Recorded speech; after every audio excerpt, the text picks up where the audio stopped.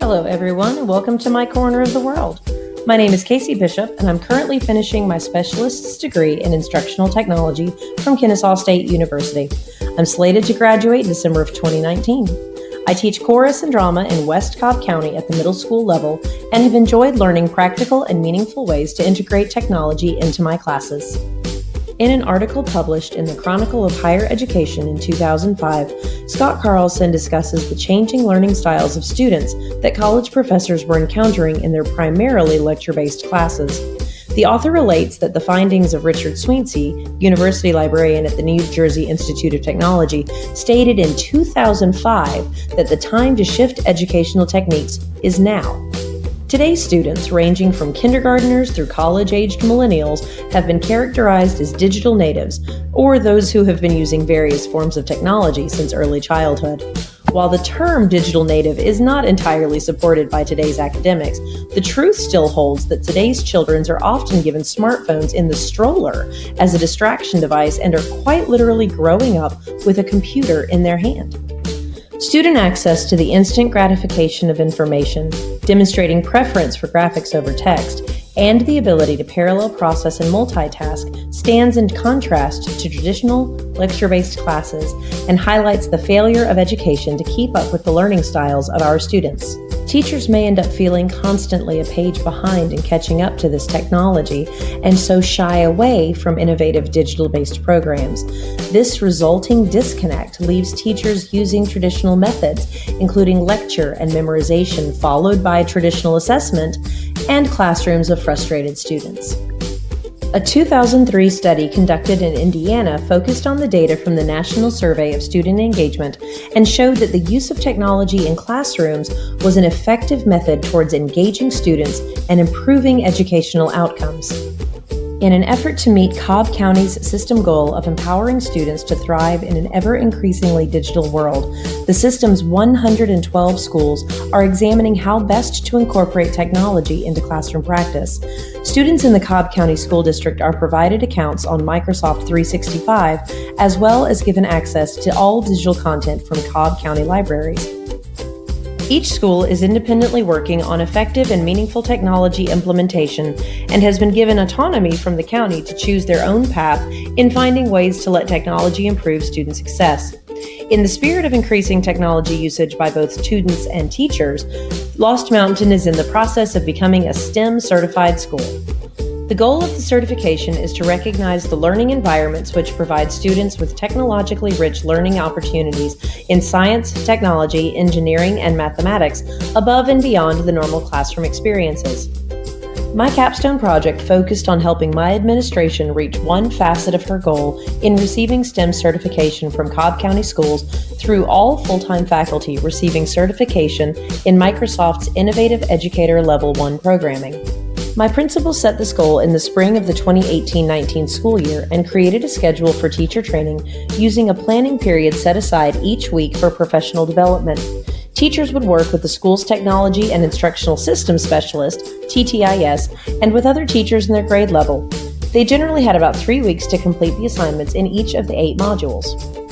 While each school in Cobb County is appointed a TTIS, this staff member is usually assigned to between 3 and 5 schools and only visits each school based on their calendar of availability.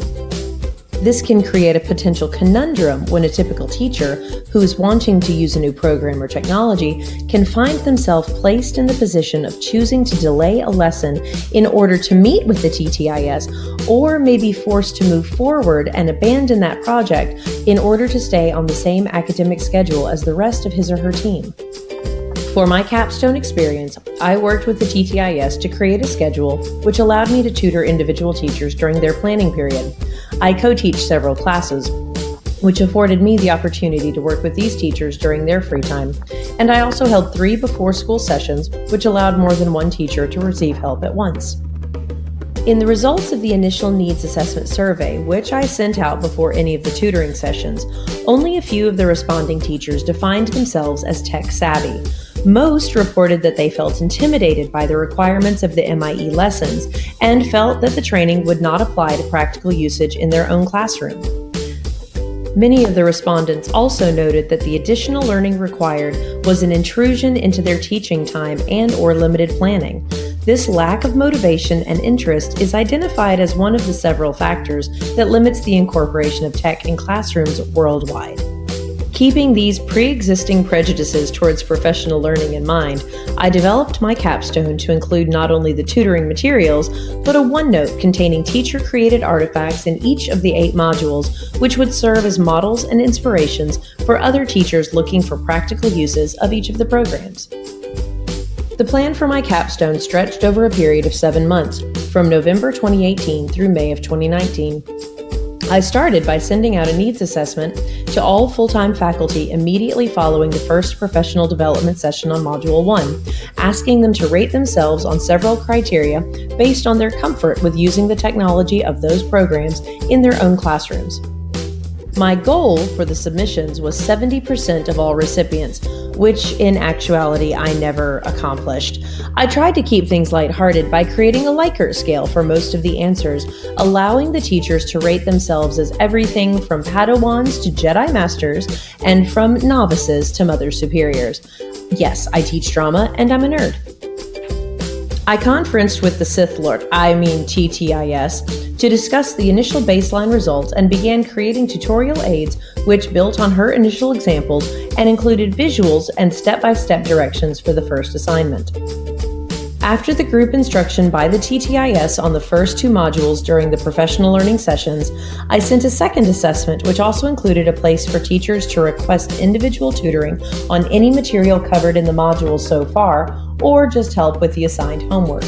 The remediation sessions took place either during the 2T's planning periods, on days when my co-teacher felt comfortable handling the class alone, or before school in my classroom from 7:30 a.m. until 8:30 a.m. I also asked for submissions to the OneNote for Modules 1 and 2 during this time. The same procedures were followed 3 additional times during the school year: needs assessment survey, followed by individual tutoring, and then requests for artifacts for the online OneNote. The capstone project was formatively evaluated within each pairing of modules to allow me to adjust my presentation of materials to best suit the needs of my teachers/students. I planned on 3 main summative forms of evaluation for the project as a whole: the analysis of the increase, decrease, or static nature of personal confidence and reported increase of usage on the programs taught in MIE, the MIE OneNote's inclusion of at least 10 artifacts for each module representing each grade level and subject area, and the successful completion of the MIE certification by all full-time faculty, especially those whom I had tutored. My capstone experience in practice was way different than what I had theorized on paper. For starters, the format of the MIE lesson was different than what I had expected. We had been introduced to the MIE experience by our administration in the spring of 2018. I assumed that in addition to the basic programs of Office Suite, Word, Excel, PowerPoint, and Outlook, 4 of the training modules would be covering one of the new programs: Forms, OneNote, Sway, and Teams. And so 8 modules, 1 for each of the 8 programs. This in itself was not incorrect, but my thinking that each of the 8 programs warranted inclusion in the OneNote was in error. I also didn't anticipate the scope of the assignments in several of the modules. For example, in the module on Sway, instead of the teacher being asked to create a Sway presentation, we were asked to have our students create Sways for some part of our class and then to submit 3 of their presentations as proof of our mastery. And just for the record, I've never had kids this excited to build a Sway. I wish. Nevertheless, I offered tutoring and small group help to several teachers throughout the school year and was very pleased to see all 11 of my teachers receive their certificate of completion during post-planning in May of 2019. As I reflect on my capstone experience as a whole, I would love to jump in and work with our school's TTIS on future professional development experiences. However, I would like to work through the program we're offering in its entirety first to make sure that I understand the true goal of the PD. I think my own inexperience with MIE led me to create unrealistic and unneeded goals for myself and my teachers. I truly appreciate the skills that I learned during my time as a technology teacher leader and the friendships I got to develop with teachers I normally don't get to work with during my school day. Thank you for your time, and hooty hoo!